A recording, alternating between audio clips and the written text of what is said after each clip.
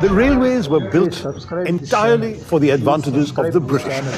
The official minute by the then Governor-General, Lord Dalhousie, in proposing bringing railways to India, actually laid out very clearly that what they wanted was, number one, a means to have an easier access to the hinterland, to extract raw materials, bring them to the ports, to ship them to England. It was part of the loot.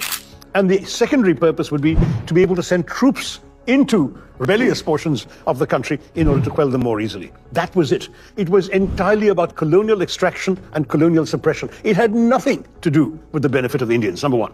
Number two, the railways were built entirely on the backs of the Indians, with Indian taxes paying for every penny practically of the construction, whereas the profits entirely went to Britons living in England and buying shares in the railways and the stock exchange.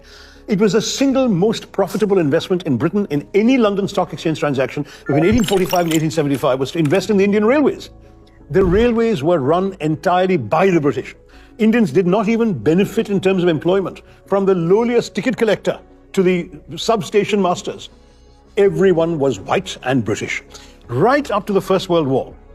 That's when a lot of young British men got killed in the trenches in Europe, and they suddenly needed to hire people, so they started hiring Indians, and mainly Anglo-Indians. And the routes were designed for British colonial purposes and were not designed to help, for example, Indian passengers to move.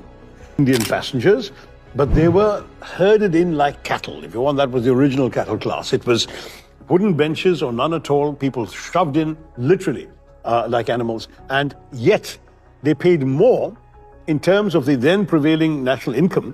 They had the highest and most expensive passenger tickets in the world, whereas the British companies using the same trains for freight had the lowest and cheapest freight rates in the world. Now, all this is amply researched and documented. For the British to claim the slightest credit for having done any good to India through the railways is arrant hypocrisy.